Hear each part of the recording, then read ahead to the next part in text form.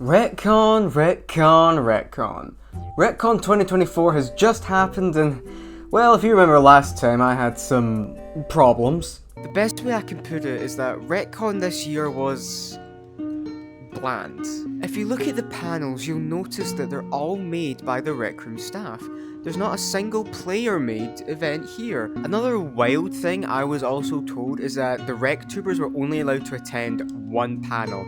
You could put their name down for both, but they could only attend one, which I thought was a little bit strange, but maybe there's a reason behind that. Who's this? Lore! Why are we having lore in Retcon? You can't really even get to this room, you need someone who can to get into it. What on earth are these prices? So unless you're rich, or you're an actual person that makes money on Rec Room, or if you just steal your parents' credit card, there's no way you can get that merch. Now, if you wanted to, you could do the 100 Maker Pen hunt for free. Absolutely no problem. Go through the rooms, find the Maker Pens. Or if you have money, you could buy it. Yeah, it kinda defeats the purpose of the Maker Pen hunt if you can just buy it, you know? So I attended this year with a fresh mindset and praying that this year was better than last. And I gotta say, I think it actually fulfilled its promise. There were definitely pros and cons to this year's Retcon, but what I will say is that I personally did enjoy this year's Retcon. So let me go over what I thought went well and what didn't. And if you like this video, please give a like and subscribe. It really helps me out.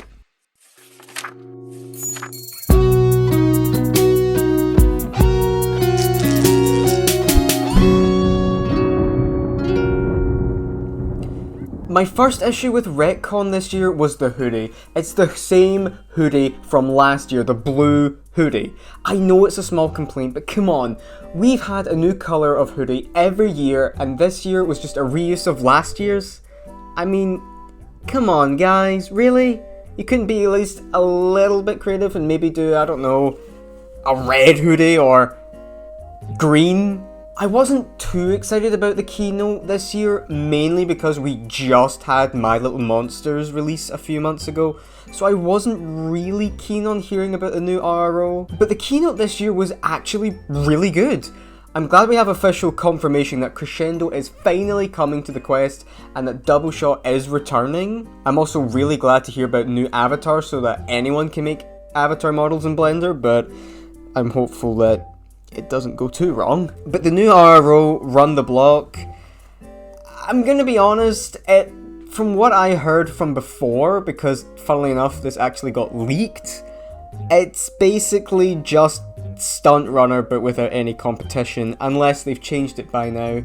But from what I've heard, it's just Stunt Runner but casual. And personally, the Creators Gala was a disappointment, but not too much of a disappointment.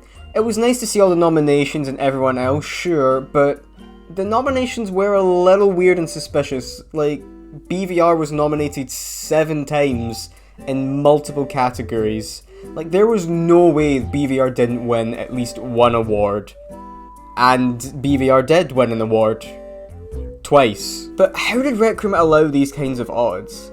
Not to mention, Best RecTuber is kind of a bad way to put it. They all make such different content that I feel it's almost unfair to the other RecTubers, and I really don't want to be that guy, but there are other RecTubers out there that should have at least been nominated. Like Styles, Therapeutic, Energetic Roof, Combi, Bubbles, II Barachi, so many other creators that should have been nominated. And my last little con, I'd have to say, was some of the panels were scuffed. Like, I watched Ruth's panel, and it was fun. The Content Divas panel was fun, but then her panel got hacked.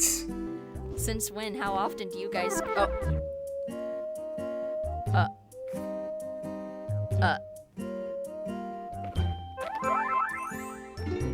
Broadcast room instance mismatch. Oh, man. Ruth, people are spawning RecRail backpacks? Yeah, that's definitely a hacker. Put this in the books of memory of RecCon 2024. Wow. GreenThunder's definitely gonna bring this up. And the same in the Rec Room Gala, just a bunch of people just disconnected, and everyone just died for some reason. Don't know why. A lot of the events this year was scuffed. A message from Tyler saying that he was at the Rec Talk event and it was managed very poorly. Like, he was sitting in there for about 20 minutes and they hadn't even started yet, and there was just a bunch of screaming kids. Which is not the best for RecCon. But there was some positives that I was more happy about. For starters, I did like the new hub. We've had that same hub since the event started back in 2020, so seeing it revamped was very nice. They did get rid of the top floor, which I thought was an interesting decision. And I liked the little Kevin the Goblin hunt you'd have to do almost like once per day, which was very fun. That was quite interactive. And I also really liked the Rec Trivia. That was so much fun. I remember sitting there with the film friends just doing Rec Room Trivia for like an hour and a half. It was so much fun.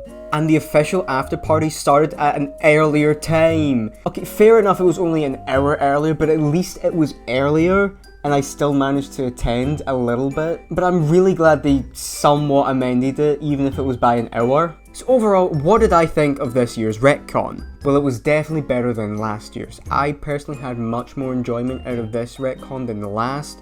Sure, some things were still the same, like the prices being overpriced.